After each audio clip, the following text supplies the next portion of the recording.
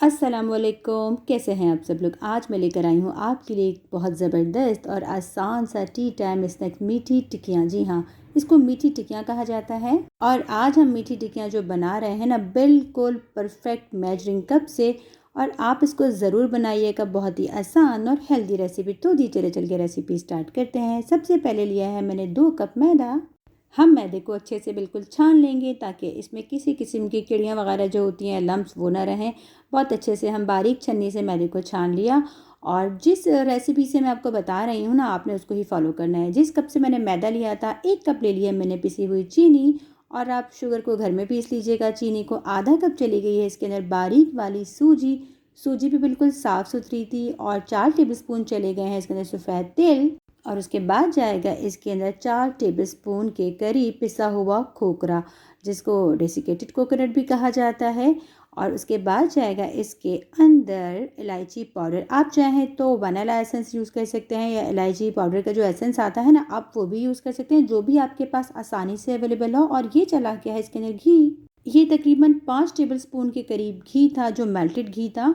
और इन सब चीज़ों को हम अच्छा सा एक मोइन बना लेंगे अपने हाथों की मदद से। जिस तरह आपने मेरे समोसों की रेसिपीज़ में देखा है, जिस तरह से आपने निमकी की रेसिपीज़ में देखा है, दोनों हाथों की मदद से अच्छे से हम इसका एक मोइन तैयार कर लेंगे। और हम गूंदेंगे इसको दूध से। जी हाँ, हमने पानी का इस्तेमाल बिल्कुल नहीं करना। देखिए, अच्छा सा इसका एक मोइन हो गया है रेडी। और आपने भी ध्यान ही रखना है कि आपने घी का इस्तेमाल करना है, क्योंकि घी से टिक्कियाँ जो है बहुत ही कोई खस्ता बनती हैं।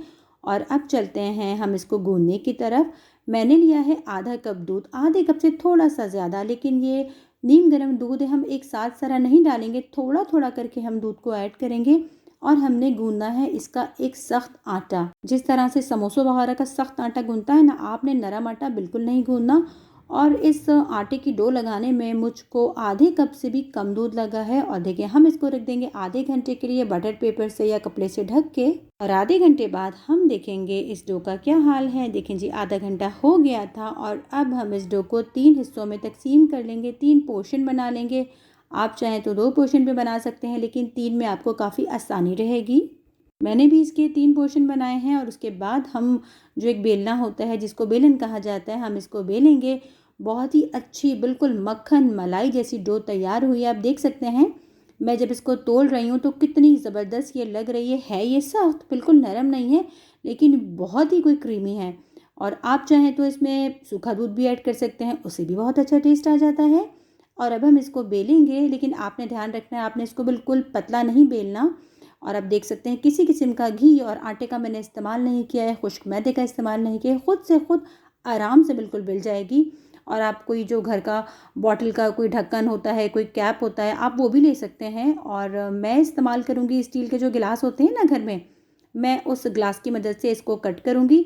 आपने बिल्कुल ध्यान रखना है कि इसको थोड़ा सा मोटा बेलना है, आपने पतला बिल्कुल नहीं बेलना, वरना ये सख्त हो जाएंगी। और हम टूथपिक या छुरी कांटे की मदद से इसको प्रिक कर लेंगे, ताकि फ्राई करते वक्त हमारी जो ये मीठी टिक्कीज़ है ना, ये बिल्कुल फूले नहीं, वरना ये फूल जाती हैं।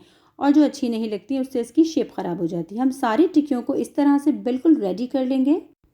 देखें जी, 1 बाय 1 इस तरह से गिलास की मदद से। आप चाहें तो कोई बॉटल का बड़ा वाला जो ढक्कन होता है ना, स्टील का गिलास घर में ना हो तो आप वो भी ले सकते हैं। आप यकीन करें, ये इतनी सुपर डुपर रेसिपी हिट जाएगी ना, जब आप इस रेसिपी से घर में बनाएंगे। और आपकी मीठी टिक्की कभी भी ख़राब नहीं बनेगी, ना बिखरेंगी, ना सख्त होंगी, ना टूटेंगी।